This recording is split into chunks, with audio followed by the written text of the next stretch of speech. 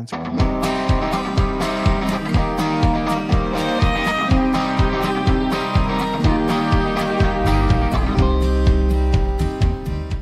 Welcome in, latest episode of that SEC podcast. I'm your host, Mike Bratton. Go by SEC Mike on the Twitters, but not tonight, Shane. I'm barking Mike, and there's cousin Shane, everybody's favorite cousin, who goes by Sick'em Shane on this one. What's up, brother?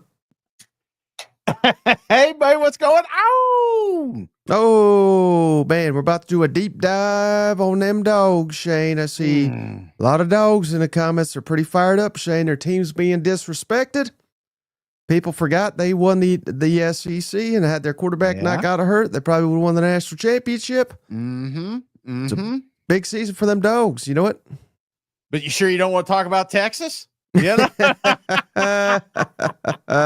I think I'm good. Yeah. And hey, real quick, Shane, we like to dedicate these fall camp preview series solely to the teams as much as we can. But I gotta do a shout out real quick, Shane. Yeah. And yes, it is Beer 30. Cousin Charles, we appreciate you. Hell yeah. Shout out Mr. Sip, whose real name is Cousin Clint here, Shane. He sent us, because we're doing the dogs, this is timed perfectly. He sent us some cowbells. Here's a Georgia one. Hell yeah. And it's personalized for Cousin JR. Oh, buddy. So that's JR Day. That's going to be on, I'm going to pretty it up here. It's going to be on the set forever. And we got, and he's an Ole Miss fan, but even that, he's giving out Hail State, and he's got Cousin Sven on there. Oh, so that'll be on here. And then he sent us each, Shane. So I'll bring you one. I'll be seeing you here in a couple of days. A Go Vols cowbell. So I got one for you too, buddy. So yeah, we appreciate you, Mr. Sip. Oh man, this house just got a little louder, didn't it? Next time I need a beer, I can ring the bell now. I apologize. He's a Hail State fan, of course. Oh yeah, he ain't giving no cowbells away as an Ole Miss fan. So hey, I appreciate him. I appreciate all the cousins hanging out. It is Cousin JR Day. Haven't seen him yet in the comments, but I'm looking forward to talking some dog ball with you here, brother. Wouldn't that be funny? I mean, not really, but if this is the one he didn't show up. He didn't show up. All right, so as we like to do, let's quickly discuss last season. Shane went 11-3, 7-2 overall in the conference. If you count the SEC championship game, and why the hell not? I never understood why they didn't count that. But the games you lost was an all-time thriller to Alabama with the crazy Ryan Williams play, and I think a lot of people forget that Georgia was driving. They were going to score the go-ahead. Carson Beck threw an interception in the end zone. So, I mean, you were close there. Ole Miss, they got you. I mean, they just completely dominated. So that's the only one. And then, of course, in the bowl game, Notre Dame, Sugar Bowl, there was a terrorist attack. Kirby Smart's father tragically passed. I mean, there was, again, I'm not making excuses, but literally these are the only three losses you had. And two of them were, really by one play. And I'm counting Notre Dame in there because that was a fluke, not a fluke, but, a strip sack, what have you. So, again, this is a team, Shane, that is elite of elite. And for some reason, everybody and their mother is kind of forgetting that the Dogs are still roaming down there in Athens. Yeah, I think it's just because we saw the Notre Dame game, and I watched that game not too long ago, and I still wondered what the hell. It's almost like somebody had money on it. It was just, it just felt fabricated that Notre Dame was hanging around in that ball game. Everything from the sideline interference to, quarterback being hurt prior to the game. It's just this was just kind of a shitty way to end. And unfortunately for them Dogs, that's the last thing people remember, and they're not giving them the respect they probably deserve. So yes, this is a football team nobody wanted to play. I joke about Texas. Hell, they beat Texas twice. We've been putting them on the pedestal, and the Dogs whooped them twice. We got to see one firsthand, and they didn't even have a quarterback. So it's the Georgia Bulldogs are going nowhere. And, they'll always be an asterisk by 2024, in my opinion. I don't think we got to see the season we thought we would. 2025, this is, I hate to say it, I've done it before, but it feels a little revenge-ish, doesn't it? It feels like, hey, we're coming for the whole world today. Yeah, and it all starts, Shane, because of this man here, Kirby Smart. What an outstanding record. He's got 105 overall, 19 losses, 62-11 in conference play. And I did a double take, Shane, when I did his records against SEC competition. Ooh. I got Greg Sankey making the face there just for this gaudy record that old Kirby has racked up. 9-0 versus Kentucky, 9-1 against Auburn. The one time he lost to Auburn, they turned around and whooped their ass in the SEC championship for good payback. 8-0 versus Mizzou, 8-1 against Tennessee, 7-1 against Carolina, 7-2 against Florida, 6-1 against Vandy, Mississippi State, and Arkansas. He's undefeated against them, and Oklahoma, and A&M Shade. Got a winning record over God's gift of football, Texas. Only 3 teams in the conference that he's got a losing record against, and 2 of them because he barely faces them ever. LSU, he's 1-2. Ole Miss, 1-2, which he'll probably even that score up this year. And then the only blemish, the GOAT, Nick Saban, Alabama, 1-6 against Alabama. But he'll have a chance to kind of get some revenge this season in Athens. But it's just incredible to see the run he's been on up to this point.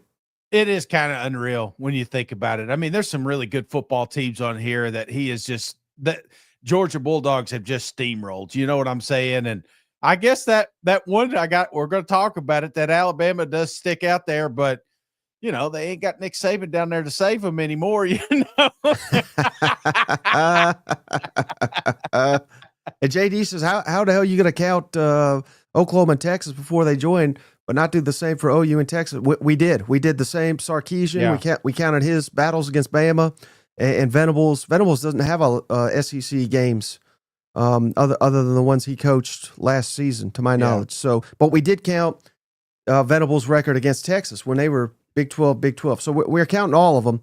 Hey, OU and Texas, they're in the conference now. And I'm treating them like they've always been, even if we dog cussed them before they came in here. Hey, shout out Cousin Brandon. JD gave us $2 here. We appreciate you. Thank you, cuz. I'm late. Had to water the plants for my girlfriend. What? Make her do that. He is busy. He's a busy man, ain't he? He's doing something for somebody. Yep. All right. So let's get into coaching staff, Shane. I'm going to leave this up because this just took so dang long to put together, and it's so impressive. But Mike Bobo's back, offensive coordinator. That's one where, hey, some people are out on Bobo. Some people think, hey, it ain't on Bobo. He's actually been engineering one of the more, I think the highest scoring Georgia offense of all time. I believe Mike Bobo was the offensive coordinator. He's put a lot of quarterbacks in the NFL. And say what you want about Carson Beck. He's making $4 million or whatever at Miami, thanks in large part to being coached up by Coach Bobo last year. And we're bringing back defensive coordinator Glenn Schumann, who's one of the best in the business. So I love the staff continuity here for Georgia. It's, for years and years, Bama was the standard. Yeah. Now Georgia is the standard in the SEC. And while they do lose coaches like a Dan Lanning to become a head coach, right, they're not losing these guys annually like Nick Saban used to do. So that tells me, Shane, tell me if I'm wrong. I don't think that many people enjoyed coaching with old Nick Saban, but I think they enjoy coaching with Kirby Smart. That's just what I'm reading into it. Yeah, I don't know if you could make that assumption. I do think that. Let me ask you this on that note. Do you feel that success, breeds opportunities, if you will? And even though Georgia Bulldogs have been extremely successful, when I think about prime, when I think about prime Saban, I feel like it was just a kind of a stepping stone for these guys to come in. We joked about it, rehab, come down there, get their name right, and then get back out there. Georgia, it seems like they have a little bit different approach. It's more of a family approach. You see some of these guys on the sideline. I think some of these guys would stay there forever if Kirby Smart wanted it. It just feels like two different animals, in my opinion. It is, and that's not an assumption by me, Shane. Why is Jimbo got bad blood with Saban? Because he worked for him. Yeah. I know Lane Kiffin sucks up to Saban now. do people forget for it was several years where he would just troll the damn guy, right? Yeah. Why? Because he worked for us. They a lot of these people hated working for Nick Saban, but they did it because they knew it would get him another job. I don't think you're going to Georgia. That's part of it at Georgia, I'm sure. Elevate yourself, get another job. But we're not seeing these coaches. They're not necessarily rehabbing in Athens and then running out the door. I mean, Glenn Schumann's, he could have been, I don't know if you remember this, it was like 2 or 3 years ago.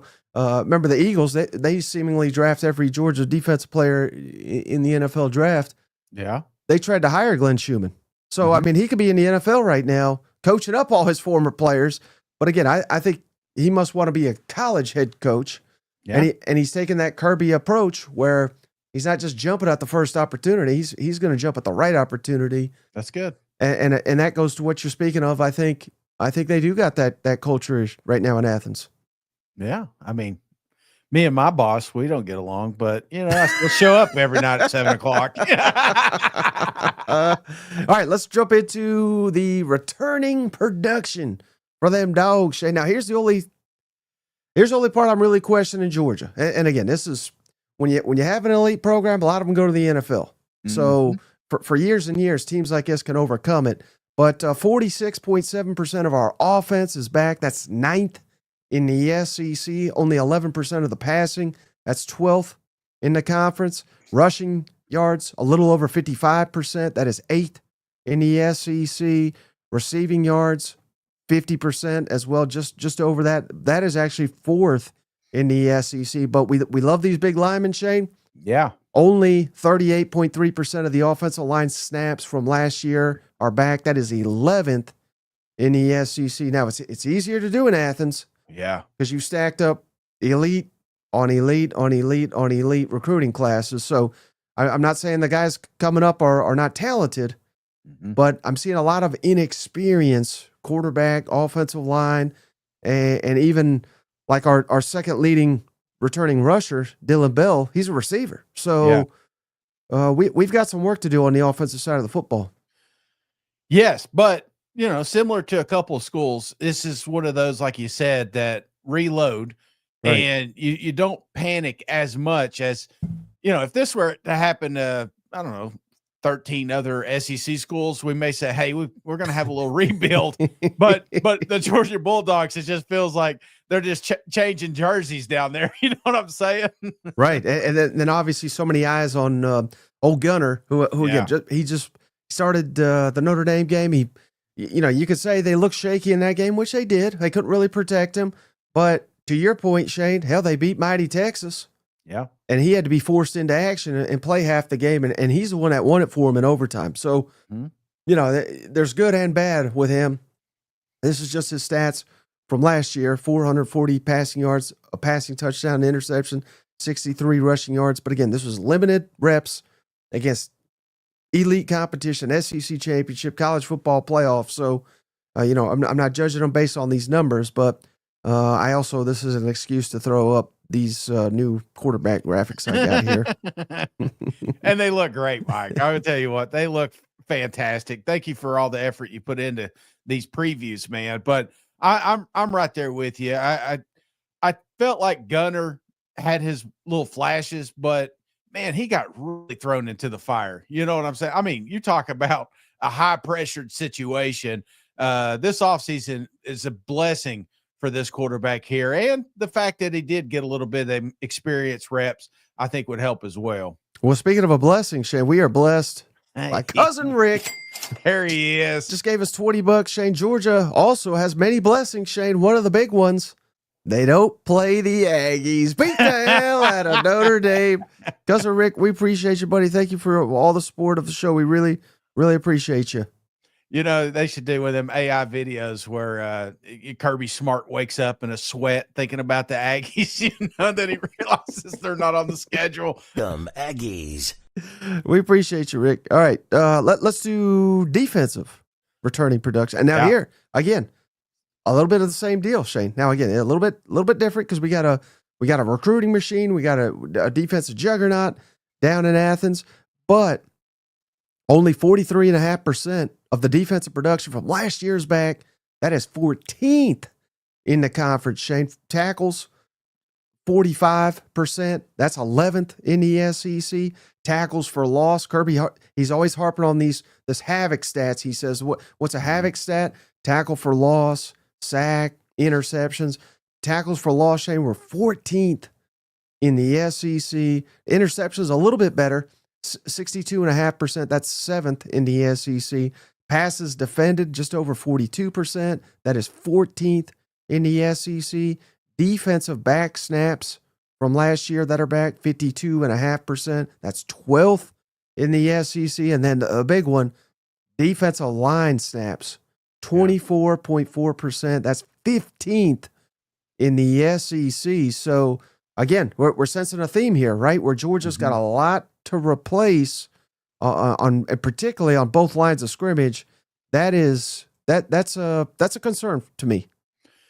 Yeah, now this side I'm a little bit more worried about. I'm not too crazy. I mean, because there's some dudes out here. There's some probably future Hall of Famers that are going to be suiting up for the Georgia Bulldogs. But this is kind of a gamble. It's kind of like you're hoping that we continue the success that we've seen year after year with Kirby Smart, and most likely that's what will happen when we get to the end of the season. But again, a lot of new faces, not a lot of new places. You know what I'm saying? So I'm a little more concerned about the defense side, and not much. I'm not panicked or anything like that. It's just we're not talking about Georgia as the elite defense coming into the season as we have been in the past. Right. An excellent comment here from cousin Sven, who it's not like he's this big Bulldog fan. He's a Bulldog fan, but Mississippi State, Shane. He says, hey, guys, Georgia gets 10 to 15 guys drafted every year. That's nothing new for Kirby and Georgia. So that is absolutely true. But the only difference in years past, you could I don't want to say hide players, but there was no fear of them leaving. And even at Georgia now, I mean, all these schools, guys are hitting the portal. If you ain't playing, we were asked yesterday about a guy, Xavier Sori over there at Arkansas, one of the best linebackers in the SEC. Yeah. He was a backup at Georgia. So he couldn't get on the field. He goes to Arkansas, he shines. There's a defensive back, Julian Humphrey, who again, Georgia fans are like, ugh. He's at A&M now. He may start. You know what I mean? So it's like, I'm not saying like you can't field a defense because you're losing a handful of guys, but if a starter goes down, sure would be nice to have these guys. And in years past, you had them. Now, when we get to the projected depth chart, Shane, it kind of stunned me, even at mighty Georgia, how many backups we got at critical positions that really haven't seen the field. So, again, that's across college football, and you have faith in Kirby and company to recruit and develop these guys. So I'm not saying they're bad or anything, but to me, they're unknowns, and I think it's fair to question that. We wondered how the landscape would change with the transfer portal and NIL. And, a lot of people were quick to say Georgia didn't have that much. They got plenty of money and they got plenty of opportunities to keep guys down there. But, it's like you said, we don't see a lot of those fifth year, fourth years, seniors that are coming out here and filling up those rosters. And we're not going to get NIL's behind us. We're not going to get, that's list season. We're getting away from that, but I'm just telling you, it's hurt programs, elite programs. And that's why we have so much competition when we get to these playoff games. I think because it is a little bit more even, if you will. Right. And I think the perfect example may be Nolan Smith, who came in as a 5-star. I believe some services, if not all of them, had him as a number one defensive lineman. I think one may have even had him as a number one overall player. He couldn't get on the field for 2 or 3 years. And I remember Florida fans just mocking, you go to Athens, just be a waste of talent. Yeah. And then he's a star for 2 years. He's a first-round pick. He's a Super Bowl champion. You know what I mean? So Georgia's had a lot of those guys. Stetson Bennett. I mean, honestly, they almost lost him. And if he didn't come back, he would always have been on that roster if there wasn't if the portal wasn't like it was, I think. So the fact that you caught, fire the second opportunity, some teams missed that. And I think that's a perfect example of what you said as well. Yeah, well, speaking of the portal, it's like you're reading off my notes here. So we got 10 transfers in, 18 transfers out this offseason. On Three's got this as the number 43 transfer portal class, but we rely, at least for Georgia fans, on 24/7 because right now they got him 23 in the transfer portal rankings. I love the addition, Shane, of Noah Thomas. He played at A&M last year. He was really starting to catch on. And you remember A&M, they had the quarterbacks juggling in and out. So even Noah Thomas, who, again, it's hard to be productive, right? When they're juggling the quarterbacks, he had in his career at A&M, 73 catches, 984 yards, 15 receiving touchdowns. He really started to come on late last season. They did not want to lose Noah Thomas. And then the maybe the biggest question mark with the whole Georgia offense, I don't want to say boom or bust, but Zachariah Branch, Southern Cal, when he played LSU, he completely outclassed the entire LSU secondary. This guy looks like $1 million at times, but 47 catches, 503 yards, just one touchdown though. So he's kind of a mystery, man. We'll see what we're getting from him. They stole, this one's for you, Burt Bielema. Your running back, Josh McCray, 1,300 rushing yards, 14 touchdowns at Illinois. So he'll come at Georgia and help that quarterback room. Some nice additions here, and I really like this guy. I have no clue how to say his name, Shane. Army linebacker Elo Madozi here, but he was an all-conference player at Old Army. So, again, Georgia doesn't need a lot of transfers coming in here. You just bring them in to kind of shore up some potential holes, fill in some depth questions, and that's what we got with this transfer portal class. Yeah, but some big names. That's something I've not saying that we haven't seen with Georgia. They've gone out and got some big names for sure, but this wide receiver room, not only they got a lot of returning talent, but you got Branch and Noah, which how much I love that Noah kid. I think he could be super special, man. He may be, I'm not saying he'll lead the league, but it wouldn't blow my mind if he does because he's got the talent. And that's kind of why I'm not so down on Gunner, just because of all the pieces that they've added around him to help him out, which it feels like sometimes we've gotten away from at some of these schools. And then recruiting real quick. I didn't work up a graphic or anything, but number 2 class in the country, Shane, number 2 in the SEC, landed several 5-stars. Elijah Griffin, number 1 defensive lineman. Isaiah Gibson, number 1 edge defender. So both these guys could see the field. Number 4 receiver, Talon Taylor. Number 1 linebacker, Zayden Walker. Number 1 everything on the damn defense here for old Kirby and company. So those are just some highlights of some guys. Again, you sign the number 2 class, you're going to have a lot of future stars in that class. But again, at Georgia, we don't necessarily need these guys to step into roles immediately. So I don't know how many true freshmen we're going to see hit the field, but I bet there'll be a couple. And speaking of Georgia's offense, do you say now that they're number 2, do you feel like they're slipping a little? They can't. We won't get into their business because there was this one guy. His name's Terry. Shane, had they landed him, they probably were number 1. But that's a story for a different day. So here's a projected offensive depth chart for them Georgia Bulldogs, Shane. And what's the best position group in my opinion? Now, again, I'm cheating this year because I'm throwing in tight ends with the receivers. And when I do that to me makes it, it's got to be the receivers and tight ends because I think we got the best tight end group in the SEC. Oscar Delp, Lawson Lucky. We mentioned Zachariah Branch, Noah Thomas, the incoming transfers. Colby Young's back, who he was suspended for much of last year. He got all that cleared up. He was really starting to come on. So now we got him back. Dylan Bell, not 100% what position he's going to play. Rusty told us, look for him to play more running back this year. But I'm throwing him in here for receivers just for this argument. But and don't forget London Humphreys, transferred from Vanderbilt, who he tore it up. He tore up Georgia's defense at Vanderbilt. They liked him so much. They said, let's just go add that guy. And that's what they did. Yeah, I was kind of surprised we didn't see much of London last year, but no, you talked about the receivers. I think Dylan Bell, it's one of those guys that could be one of the most elite receivers to come back. I always see these damn lists that come out and it feels like they don't give him enough respect. And I think part of that has to do just with, I don't know. I have no idea what it has to do with it. Maybe he ain't got a cool enough name or something, but Dylan Bell is going to be an absolute stud. And then, like you said, you pair him with like Branch, Noah, Kobe. I mean, there's going to be so many weapons out there that they can't just focus on one or two guys anymore. So yeah, Right.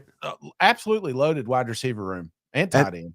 Now this is interesting, Shady, because the running back's a little bit not as deep as I'm used to seeing in Athens, but I still got him as a number 2 position group because Nate Frazier's was awesome. He was all SEC freshman last year. He's your projected starter.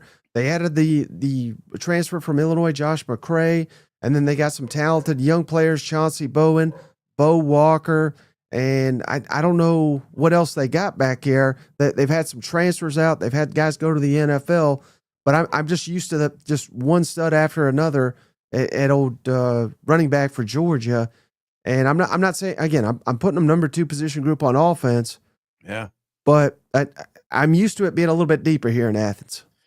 Well, and I'm used to it being the thing. I keep waiting. I thought ETN, when he came up, I was like, all right, we're back, and we didn't quite get it. We didn't quite get that. I did like the fiery side of Nate Frazier, when Georgia Tech coach came out and says, I don't know who he is. And even though he offered him, what I'm saying? Yeah. There's a little fiery to that kid. And I absolutely love that. But, this is more about the department you haven't got to, and that's that offensive line creating rooms and making these running backs better.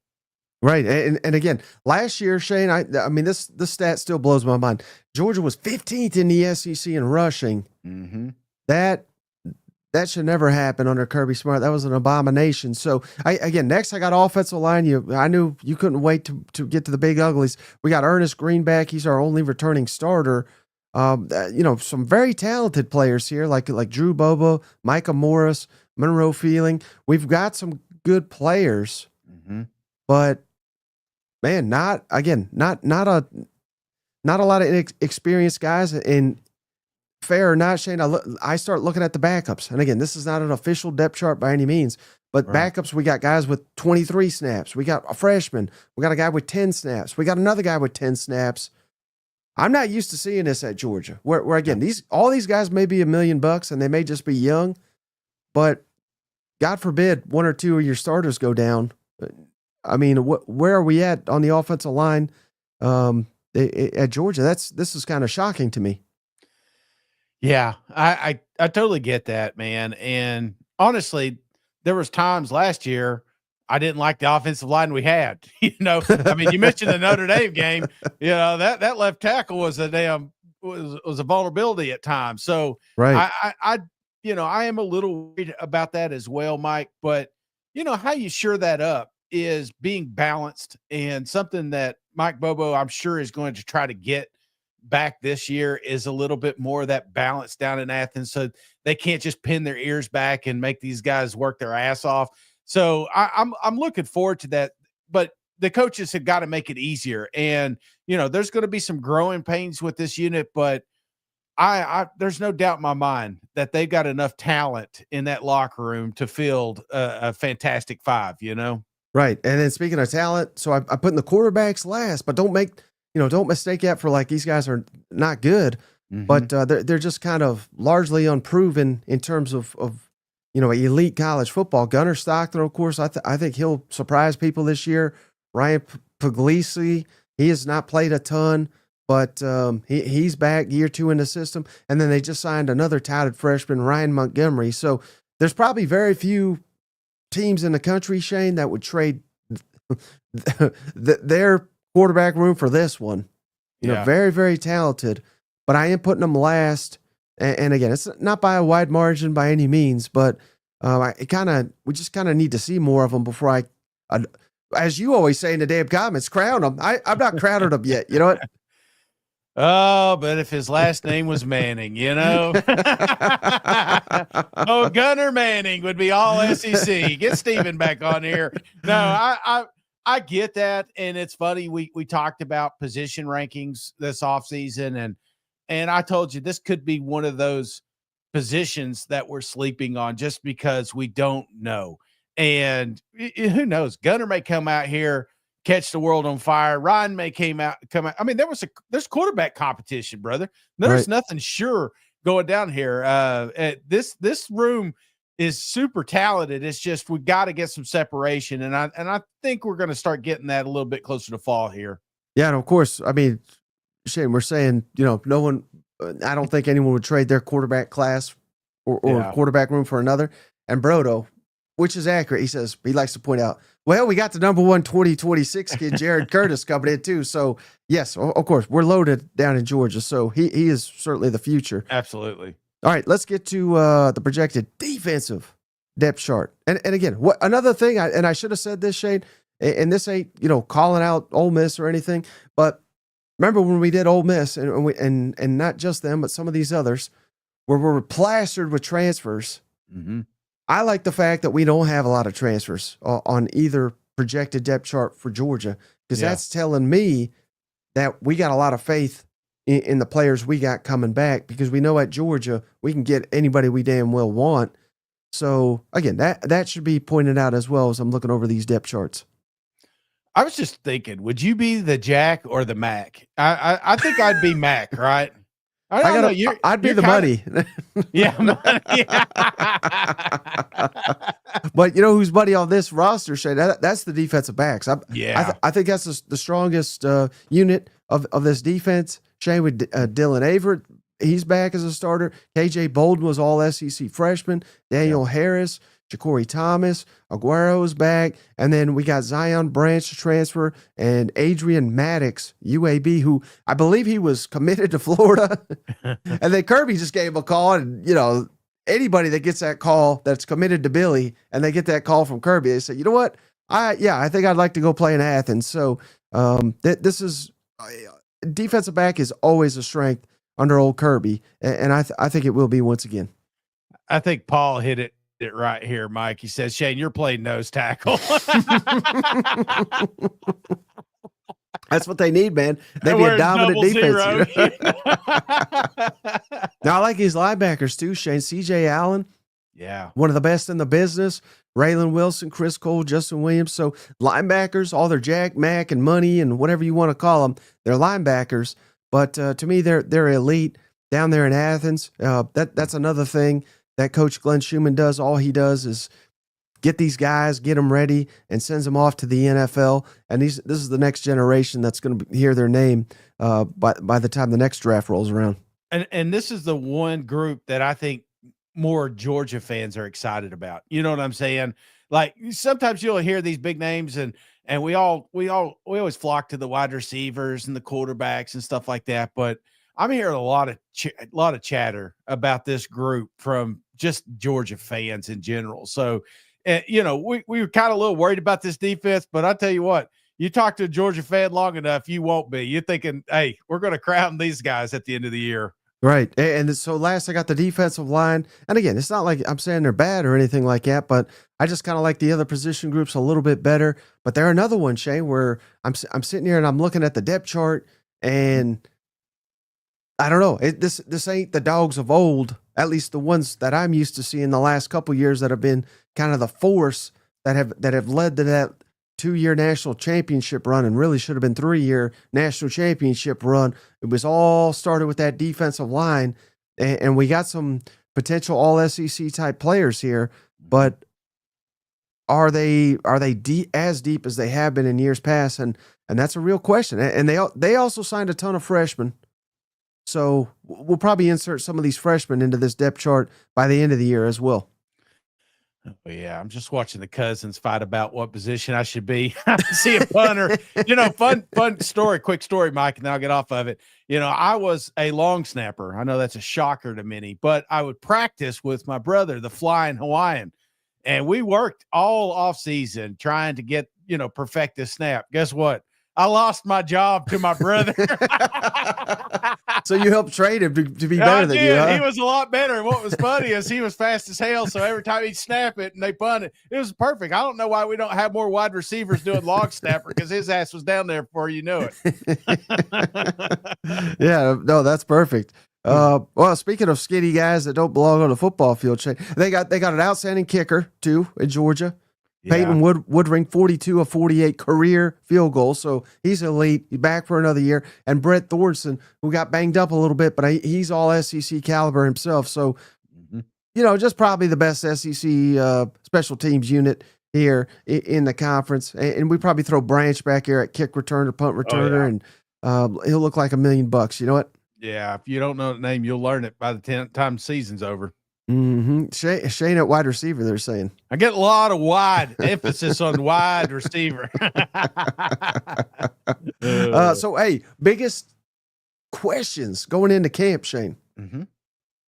To me, there's two that Georgia's got to answer. Yeah. And they're kind of similar. But where are we on the line of scrimmage? I think that's the biggest question looming over this football program. And again, they're going to have guys that can play. I'm not stupid, right? But yeah, we're trying to win a national championship. And every team that's winning it the last, 1,000 years, and even the last 2 years, we want to go back to Ohio State, Michigan, and then prior to that, Georgia. Yeah. It was dominance on the line of scrimmage. And that's one thing that I'm a little scared as I did this deep dive on Georgia, is I'm questioning today if they're elite. They could get there by the end of the year, and they probably will. But I'm right now here in mid-June, I'm questioning that. Yeah, you're not alone. I think everything for this to be a successful season, that's the department we got to get right. And yeah, I told you earlier, I was worried about mainly the depth, the competitive depth throughout the year. But, again, we go, how many times can you stack a recruiting class on a recruiting class and say, you know what, I'm worried about, the number 1 tackle coming in here. I'm worried about the number 3 left guard coming in here. Right. And again, we're grading on a curve here. Yeah. Right. Because just like last year, won the SEC, made the playoff. Mm-hmm. For 99.9% of programs out there, that's to be celebrated. They'll throw you a damn parade. I didn't hear one Georgia fan celebrate that SEC championship because they got their eye on the national championship every year now. Fair or not, that's where they're at. So you got to answer that question to get there again. And then how about, are we getting back to running the football? I mentioned that. I get it because they had Carson Beck. They had the guy who could throw it all over the yard. But I never in my life thought Georgia would be 15th in the SEC in rushing the football. Yeah. We gotta be top 5, I think, rushing in this offense. Well, we don't have to be, but I would like to see that. That's where I think Georgia, that's their bread and butter, defense and running the football. Get away from being super pass happy. Yeah. Letting Carson, living and dying on Carson Beck's arm. I don't like that brand of Georgia football. I like the brand that's going to beat the shit out of you and make you regret that you had to play the Dogs on Saturday. You know what? And that's what if you gave Kirby Smart truth serum, that's exactly what he's going to tell you. I want to hold on the ball for 4 quarters, and I want to get my defense in and out. So that's the recipe for national championships, and that's the recipe he's definitely going to be wanting to get back to. And then the only other thing, and this is to me is not a huge question mark really, but we're bringing in these transfers at receiver. And we're working with a new quarterback. How quickly can everybody get on the same page in the passing game? I have little doubt that will come quickly, but that is a question I got because we gotta get up to speed where we're at. We're about to get into the schedule. We're at Tennessee is our first conference game. We got to get them on up to speed quickly for that week 3 game. My biggest question is where the hell's JR? We're going to have to text him or something after this. Make sure he's all right. Maybe he's just so excited talking all about this Georgia football team, So right. Oh, what a schedule. Oh, this is nice. You know what? I know Sankey gave him a hard time last year, but I think he gave him a blessing this season, Mike. Yeah, so the over under 9.5 for the Georgia Bulldogs seems way too low to me. Mm-hmm. The odds to win the SEC a little, just barely over 3-1, 3.1 to 1, and odds to win the national champion 6.5 to 1. Those are both the second best odds. Only better odds is Texas right now. And guess what, Shay? Texas coming down to Athens this year. So we'll find out who's the real favorite here in a heartbeat. So schedule breakdown, Shane. Games that should be wins, games that should be losses, and games that are tosses. Let's see. Ooh, not. Hold on a second here. Sometimes I forget to upload things. Yeah, I forgot to upload it. Oh, well. So we'll just do it old school, Shane. Games that should be wins. Mm-hmm. There's a lot on here, so brace yourself here. I got Marshall at home. Should be a win, obviously. Austin P at home. Should be a win. At Tennessee.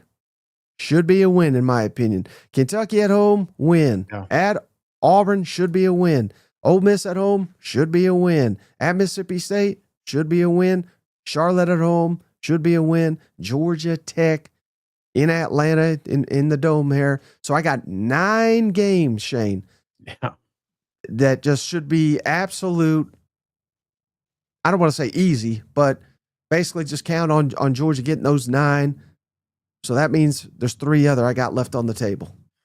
Should be. There's, I looked at Tennessee game on the road early. I think that one could be an interesting one. Yeah. I'm not just saying that because I love Tennessee Vols, but I just think the timing is really nice. But yeah, I do. I mean, I can't disagree with you. And if it's sitting at 9.5, I can't understand why I've not put more money on this team, because I'm with you. I'm kind of liking the over and not just being, optimistic here. Well, that's because I got 3 toss-ups. That's why, buddy. So now they'd have to lose a ball, right, to hit the under. And good news, Shane. None of them are truly road games. I got Bama at home. Yeah. Again, that's critical, but still, that's a toss-up to me. Texas, again, at home, but I have that as a toss. And your beloved Gators in Jacksonville, Shane, I got that as a toss. So I got 3 tosses. Do you disagree with any of those? Yeah. November 1st. I mean, I don't care how hard you will this thing. I'm not on that wagon. I think the only toss-ups truly on this schedule is Alabama and Texas right now. And I even say that jokingly, being at home. So I think this is a very, very, very favorable schedule for the Georgia Bulldogs this season. Well, you know what else is favorable and you're going to love, Shane? What's that? Cousin Tracy. Oh, come on, Tracy. Just gave us $10. Appreciate you, Cousin Tracy. With or without Shane, the Vols take down the Dogs this year at Neyland. So I knew you'd like that comment.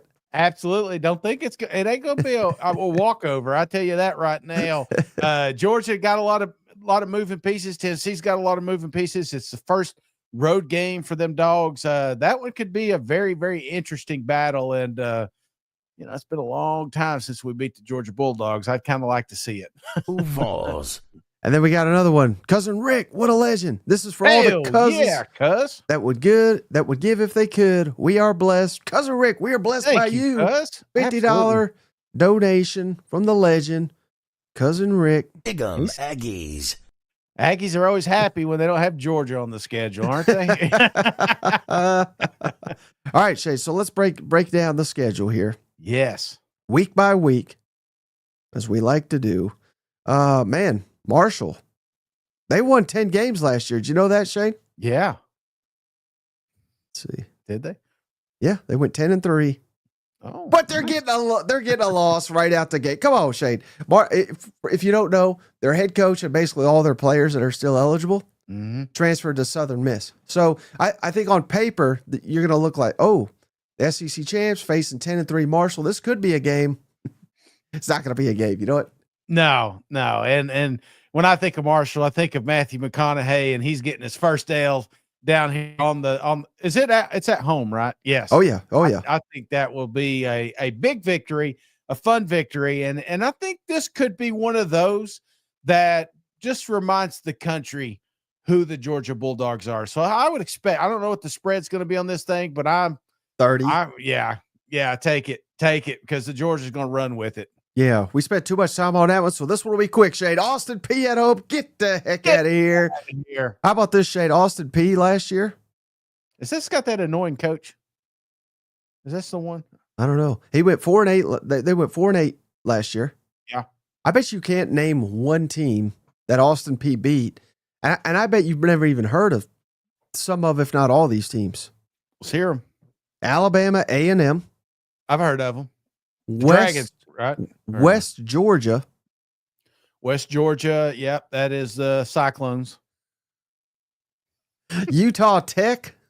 Utah Tech. That is the other Mormons. And then North Alabama.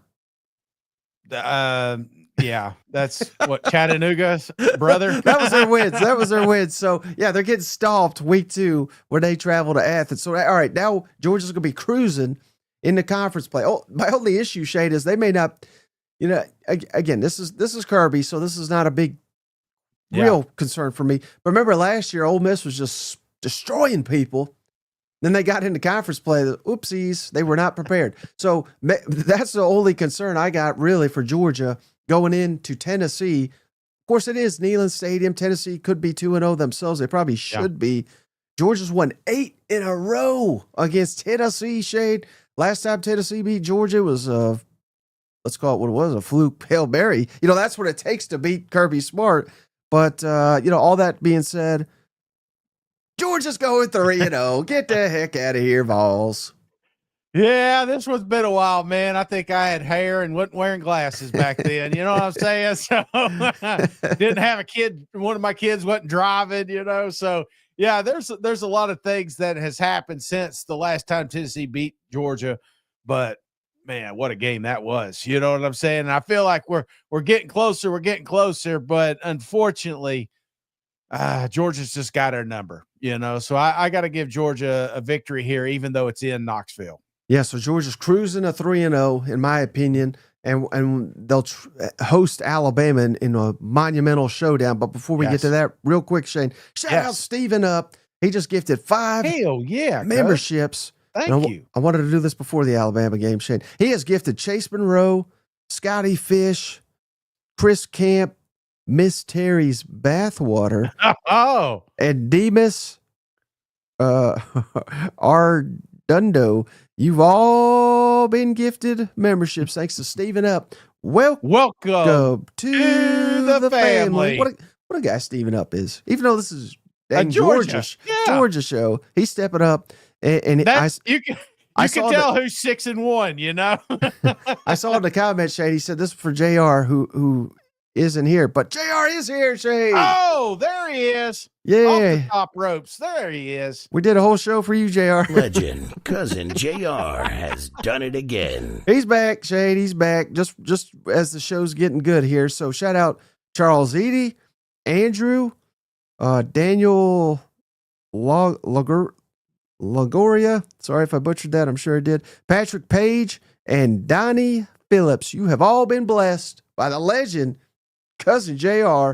Welcome to the family. Memberships in this podcast are brought to you in part by Cousin JR. Yeah, we appreciate you, buddy. Out a search party. Thanks for showing up, cuz.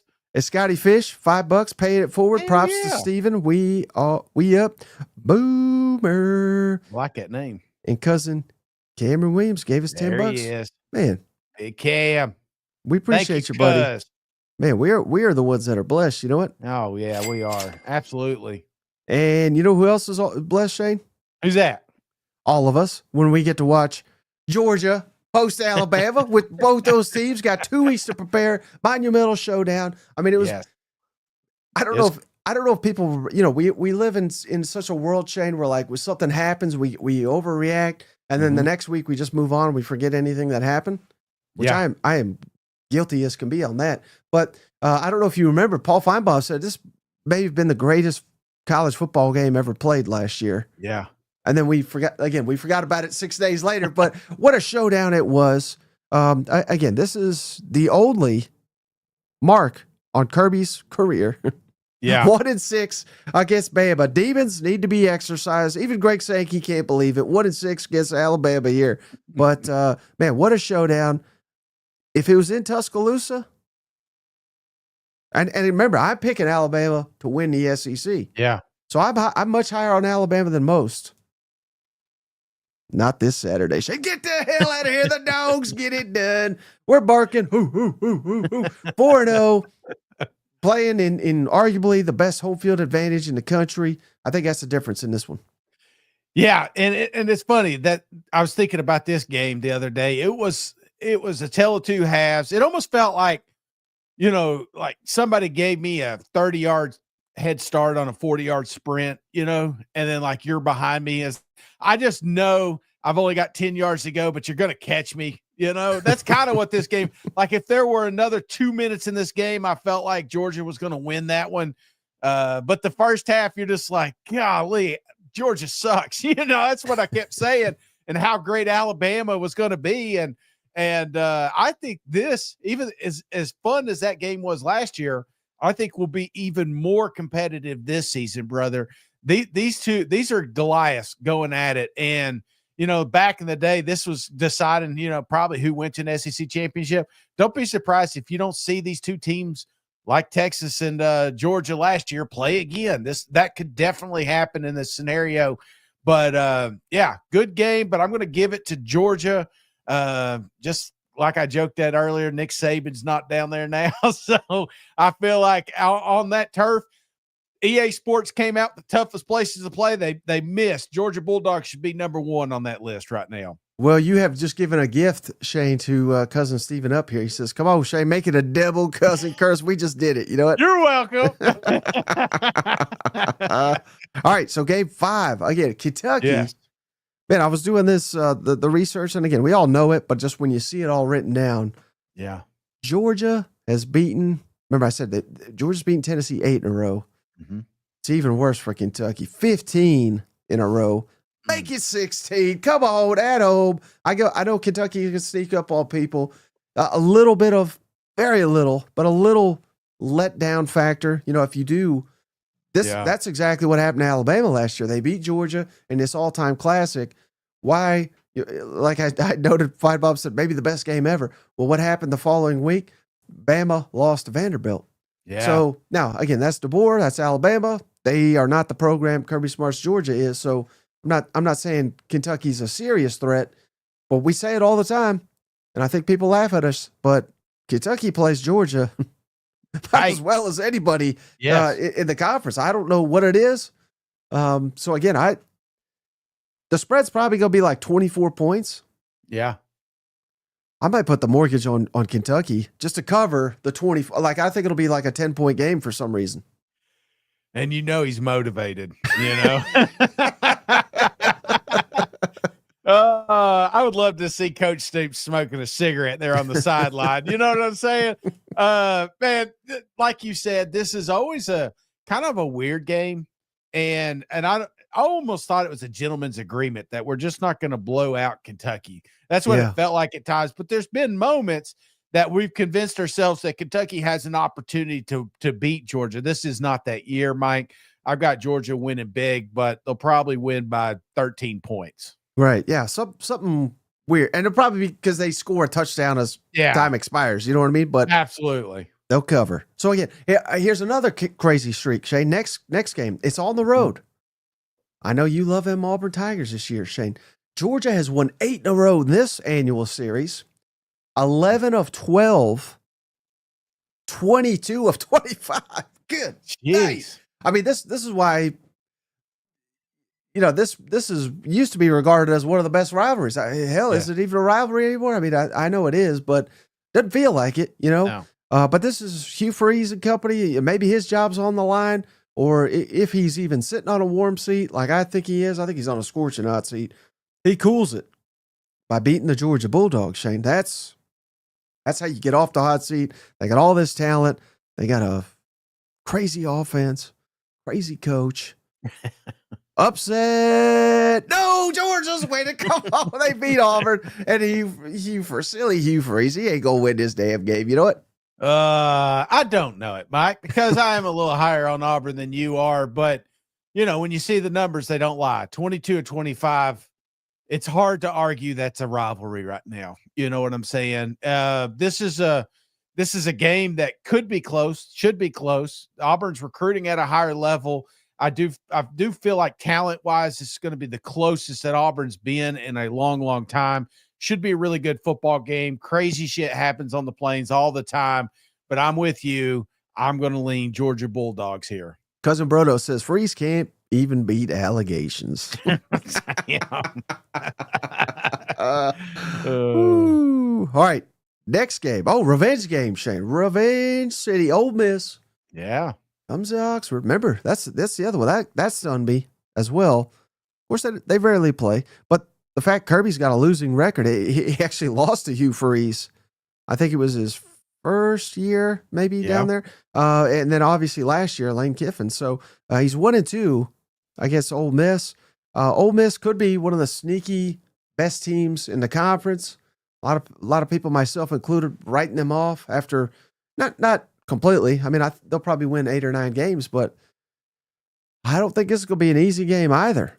But I can't talk myself into this being a competitive game. Come on, Shane, we're marching our way to 7-0. But remember, I'll throw up Ole Miss real quick. There's a reality, Shane. If Ole Miss beats LSU, and they get them at home, there's an excellent chance this is 6-0 versus 6-0 down here in Athens. So, I mean, this could be college game day. This could be one of the best games of the year. I just may be underrating it right now. Well, I mean, there's a lot of things that can happen up to this point. And remember, we're doing this from Georgia perspective of nothing went wrong. Everything went right, and so can they lose this game? Absolutely. It's kind of crazy to see that Kirby Smart has a losing record against a team like Ole Miss, because we're not just talking last year's Ole Miss. We're talking a couple of games here. Can it happen? Wouldn't blow my mind. In fact, I worry that there's going to be a game that sneaks up on the Georgia Bulldogs, and this could be it, even though you lost to them last year.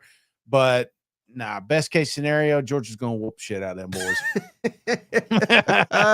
it's personal, and I want to hear the locker room. Kirby's going to be absolutely – you talk about revenge. This is one of the top games on his list, brother. Oh, yeah, no doubt. Well, one of the top cousins on my list, Shane. Hey, Cousin Glenn Warsaw, Shane, he just gifted 5 memberships. Sooner in the South, Alejandro, Chris Turner, Dalton Barnett, and Brandon Byer. You have all been blessed by Cousin Glenn.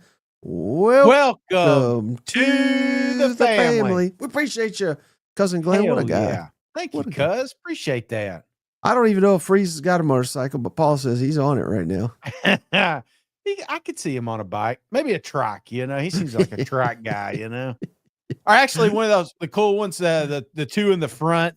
He's trying to get some of these recruits and look what cool tool I got. Are those called Raptors? I don't know, man. I don't know what they're called. I see them all the time up here in the Smoky Mountains. I was about to say I can see you doing that up there. Well, I got one in the garage, Mike. I didn't want to tell you, but that's why I'm trying to get all these LBs so I can get on the damn thing. All right, now next game, Shane. Yes. Florida Gators in Jacksonville. Georgia has won 4 in a row. They've won 7 of 8. They own the Gators, right? Mm-hmm. Last year, I don't know. Florida was looking good. They had DJ Lagway. They were having a lot of success. They were kind of corralling Georgia. DJ Lagway got hurt. And then even then, it was a tight ball game. Final score, 34-20. So, the final score was deceiving, but Florida was down to the 3rd string quarterback. I know we're doing best case here, Shane. Mm-hmm. Best case? Yes. Give me the Gators. Pull them the upset, Shane. Jeez, what are you doing? I think that you said it yourself. They dropped one this year, right? Yeah. And you also said they got the best damn home field, which I got no argument with that. So I don't know. They're going to lose one, I think. I don't think it's going to be a home game. I'm running out of options here. I'm trying to see how old I was when this game was actually relevant. I was in better shape back then. I was at the late teens. You know what I'm saying? Yeah. The hell no. This ain't the Gator show. That's tomorrow, Mike. Georgia going to smoke these boys just like they always do. We always do this. Hey, this is the year, and the smoke. Mm-hmm. Let's make this exciting. Lee Corso's not going to be there, but this is when he has the helmet. Then he throws it like the last second. We're not wasting our time with this one, brother. Georgia Bulldogs, they ain't worried about any of their rivalries this season because they own them, and they're going to own this one. Give me a big victory here. Well, if they're not worried, that tells me I'm even more confident in my selection. No, I'm worried because they're overlooking them. Yeah. Who does this game mean more to, you think? Who does it mean more? Florida. He's fighting for Billy's fighting for his life. Right. That's how I'm looking at it. One team's fighting for their life. The other one's like, man, we're in the damn fast lane of the college football playoff. That's it. Every scared Coach Stoops is scared. Let's give him a victory. So you got we are Marshall. Let's give them a victory. No, we've seen the video. Stoops is at the bar right now. You know what I mean? But Florida's got the talent. I'm just saying it'll be an upset. I'm not saying it's they should lose this game, but I think there's one I think I found it, Shane. That's what I'm saying. So what you're saying, in essence, is I got to pick a loss somewhere. I'm going to plant this flag with the Florida Gators. Well, I don't want to ruin the rest of the predictions, but we can get to that. We'll circle back around. Yes, sir. But I'll make this one quick. Win over Mississippi State. Get the hell out of here. We couldn't run the ball last year. We're going to run for 1 million. That was probably why, this game was as close as it was. I think it was a 10-point ball game last year. Because Georgia was not committed to the running game. Mississippi State couldn't stop the run. All you had to do, run on these guys, and you'll run them out the damn building. Yeah. And Georgia will get that done. They'll be pissed off because they lost a 9 overtime thriller to Billy Napier the week prior. Well, I would say this was actually kind of it wasn't a close game, but it was a competitive game. And it felt like this was where Mississippi State kind of took some steps forward. Appreciate the cowbells sent our way by Slim this year, but I'm right there with you. I think this is too tough of a football team. Mississippi State, we've not done them yet. They're probably going to sneak up and get a couple of SEC games, if maybe at least one. It won't be this one. Yeah. JR's excellent point against Georgia. Lagway was 2 of 6 for 47. Just imagine if he was 3 for 7 for 50. I mean, they might have beat him. They should have threw more. Yeah. All right. So now here, this could be game of the year, right? Yeah. Texas, mighty Texas, Shane, coming down to Athens. What a game!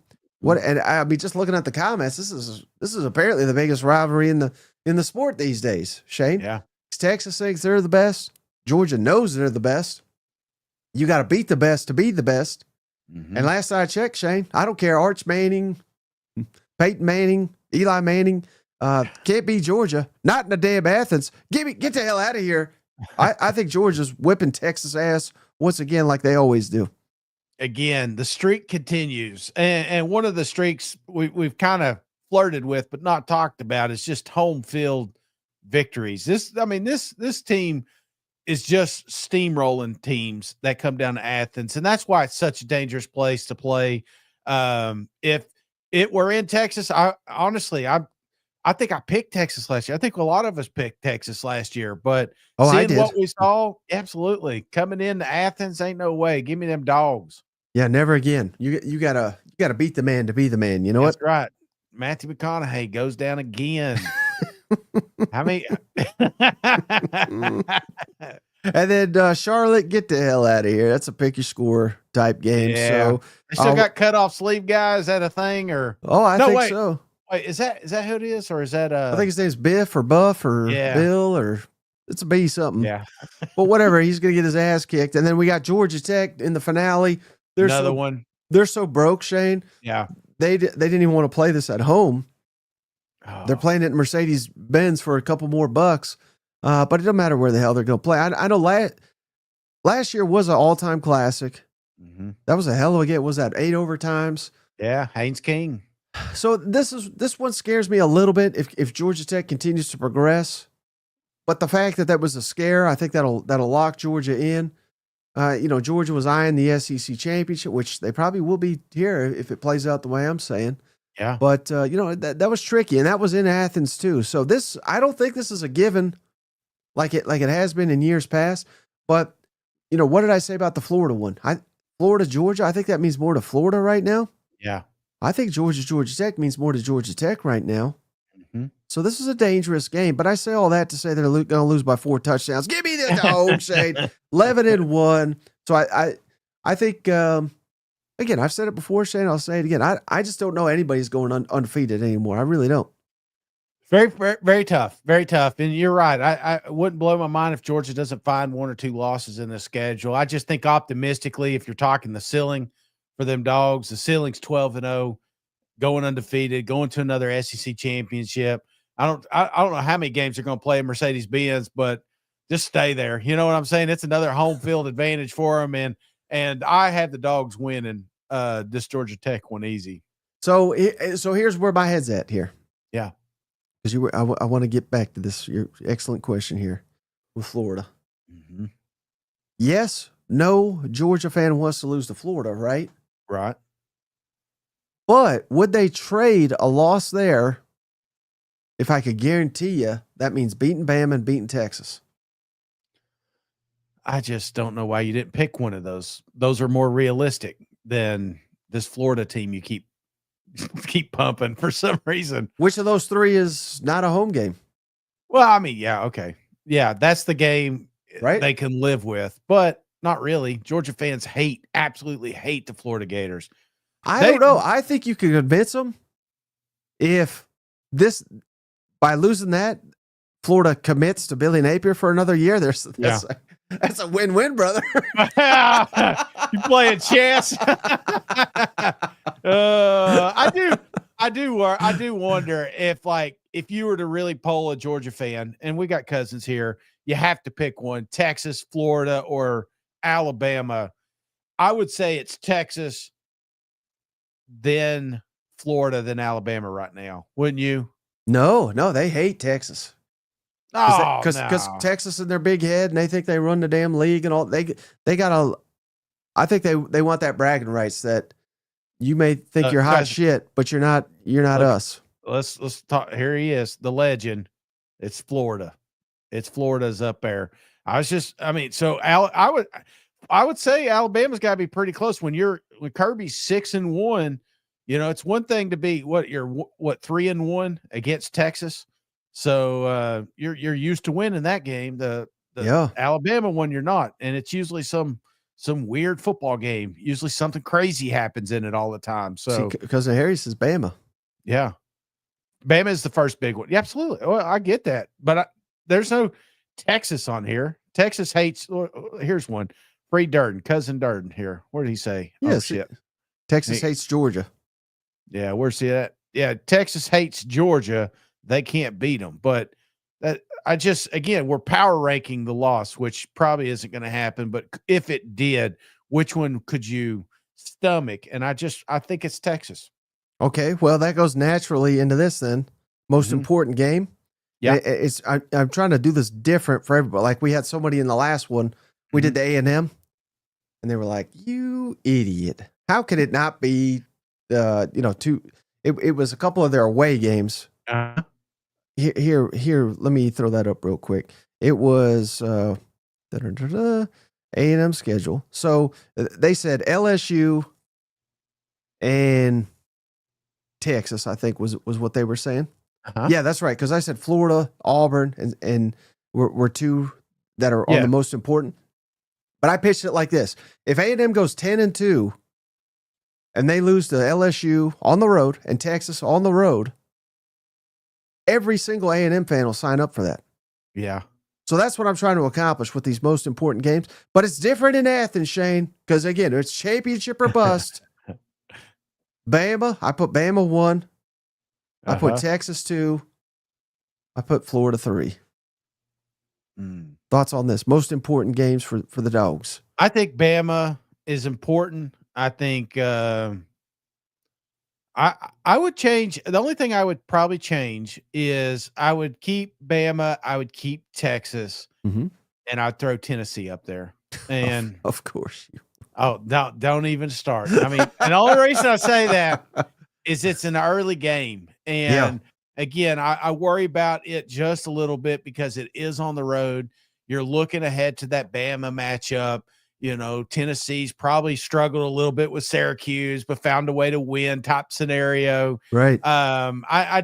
When you own a team, which they have here the last, what'd you say, 8 years or something like that? Right. It's you don't look at teams like Tennessee and Florida. You look, those are wins. You haven't beat Bama. I mean, you have, but most of the time you've lost to Bama. And Texas, it seems to be the team that everybody is expecting you to lose to.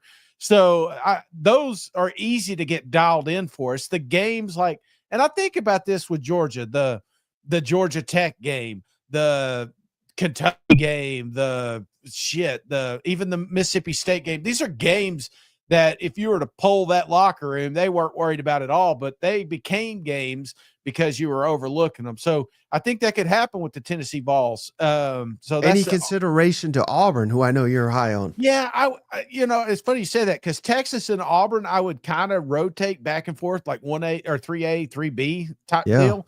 And the only reason I say that is, again, it's on the road.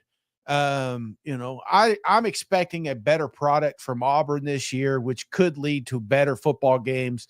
And Texas, yes, you've kind of owned them. It's going to be close. It's going to be competitive, but I don't think the whole nation is just going to say, you know what, Georgia's, they suck because they lost to Texas. No, they're going to say, hey, let's see what they do in the playoffs, But Auburn, teams like that, you're just expecting them to win, and I think those are the ones that are more pivotal this season.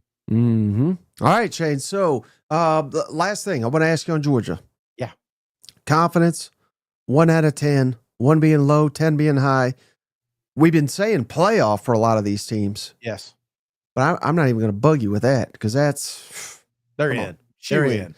National championship for Georgia, 1 out of 10. How confident are you that the Dogs get there? 1 out of 10, 1 being low, 10 being absolute slam dunk. 7.5. 7.5 is where I'm at. Okay. I think this is a team that probably a little even low. Maybe. I mean, just crazy shit happens in the playoffs.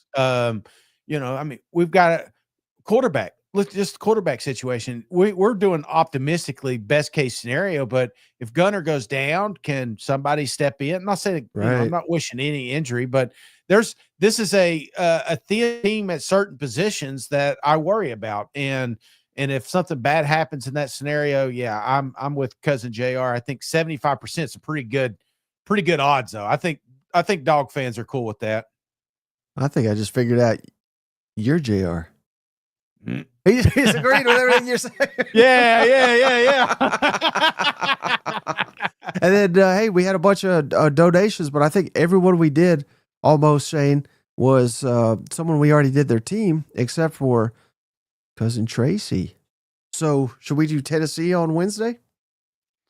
I'm always ready for Tennessee. I'm sorry, Thursday, because we got Florida coming up. Oh, yeah, we got to talk. Hell, we've been talking about Florida every day, it seems like. Can we just skip that one? Old SEC East week here. Yeah, no, Tennessee, Mississippi State's up there. We're getting cowbells sent to us and everything. So, yep. You make the decision, and we'll roll with it. Okay. Well, buddy, anything else before we hop off the line for tonight? No, it's so good seeing you. And I'll say this, cousins, if you're not a member of the family, you don't have to. A thumbs up would help. You know what I'm saying? So minimize this, hit the thumbs up, share it, like it, tell somebody about it. The season's right around the corner. We're about to get it. We got some special stuff. We've been traditionally doing the same thing for quite some time. We're going to be doing some special stuff this coming up football season. So you're going to want to be dialed in for that. So make sure you have those notifications on, because you just never know when we're going to be on. Cousin Paul says there won't be a Florida one. Cousin Shane will sabotage the equipment. That's right. I've been trying to make it happen. Cousin JR says he'll donate more if we do Tennessee last. Oh, and Liquid says, do we need to cover Tennessee? Hey, man. Cinnamon getting eaten. JP's asking for Ole Miss, but we did Ole Miss already. So that's already on the channel. So go check that out if you need to Ole Miss one. No, I appreciate everybody, man. It was fun. And I look forward to not tomorrow, but definitely whoever you got the following day, Mike. All right. Perfect way to end it. I appreciate you. I appreciate each and every one of you for hanging out. We'll catch you tomorrow. All right. See you guys. Go Dogs. Sick 'em. Oh. Hey, buddy, this beer's for you, Mike, and Cousin Shane. That SEC podcast loves the Pirate, and the Pirate loves that SEC podcast. Hail State.